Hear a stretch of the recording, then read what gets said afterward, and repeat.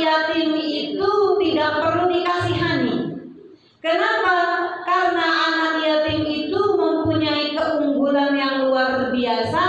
Salah satu keunggulan anak yatim, dia mempunyai nasib seperti nasibnya Nabi Muhammad SAW. Apa nasibnya?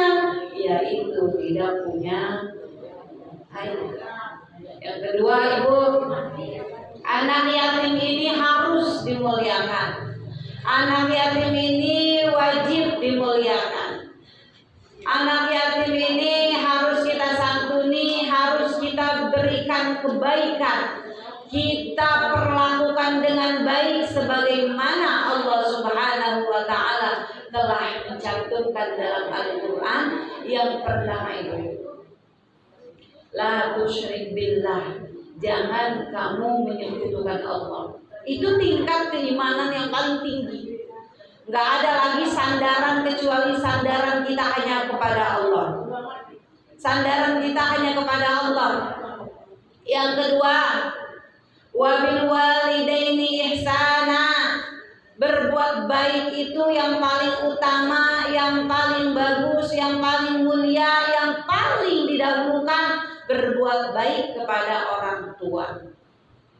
Di dalam Al-Quran, kalau kita baik sama teman, baik sama tetangga, tapi sama orang tua tidak baik, salah. Karena dalam Al-Quran diajarkannya yang pertama yang harus kita berbuat baik itu kepada kedua orang tua kita. Ya. Mau ada kabar apa-apa, yang pertama kali dikasih tahu orang tua. Mau ada bagi, ada makanan atau ada apapun itu, yang pertama kali orang tua. Atau bahkan kepada kita di rumah santunan anak yatim, jangan cuma anak yatim dibagi-bagi ini, bagi-bagi itu, tahu orang tua kita nggak dibagi apa-apa. Itu salah.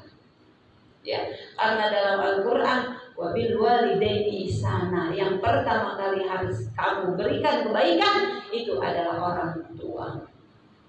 Wabilil qurba, yang kedua setelah orang tua, kamu harus berbuat baik kepada saudaramu. Sama anak yatim ngasih bingkisan, sama anak yatim ngasih amplop, tapi sama saudara lupa, saudaranya kagak dikasih apa-apa. Ya. Jadi yang pertama kali sama Allah, kalau kamu mau berbuat baik, jangan Allah nggak ngasih lihat, orang tuanya udah kaya, nggak usah dikasih apa-apa, nggak usah berbuat baik sama orang tua. Saudaranya udah kaya raya, udah punya, dia mah yang berlebih, nggak usah dikasih apa. Bukan begitu. Yang namanya kita berbuat baik, saat kita mau berbuat baik kepada siapapun, dahulukan dulu yang pertama orang tua, yang kedua wadzil qurba, yaitu kerabat yang masih ada sangkutan sedarah daging sama kita, yaitu keluarga saudara kita. Baru yang ketiga wal yatama wal masakin, yaitu anak yatim dan orang miskin. Tuh tingkatannya ya Bu ya.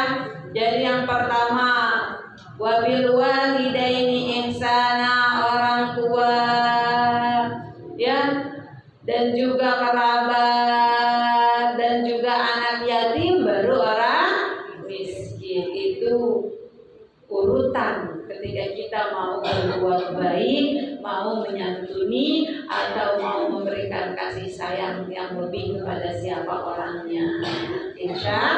Insya Allah ya.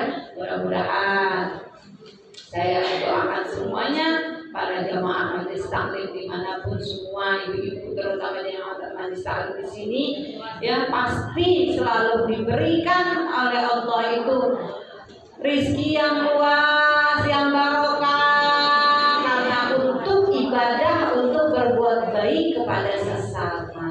Amin ya rabbal alamin. Itu keunggulan anak yatim. Yang pertama nasibnya sama seperti Nabi Muhammad.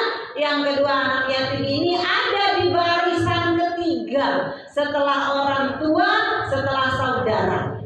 Yang ketiga, sering kita baca ayatnya, ara'aital ladzi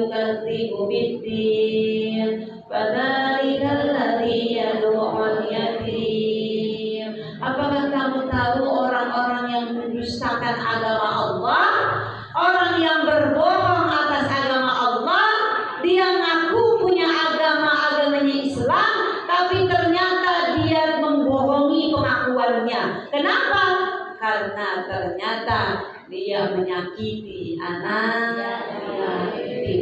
Orang yang menyakiti anak yatim sama dengan ia mendustakan agama Allah, Ibu. Itu saking apa beratnya tuh kalau kita nyakitin anak yatim tuh sama dengan kita menyakiti agama Allah loh. Jadi jangan sampai kita menyakiti anak yatim. Apalagi anak yatimnya saudara sendiri. Ya, lebih dekat lagi berarti itu tuh. Ya, ini saudara saya sendiri yatim lagi, insyaallah. Ibu kalau menyantuni dia tuh dapat 2 pahala. Dapat pahala ibu nyantunin saudara, berkasih sayang, berbuat baik pada saudara, dan berbuat baik kepada anak yatim juga. Jangan anak yatim yang jauh-jauh, terutama yang dekat, apalagi kalau ada keluarga atau saudara kita yang yatim.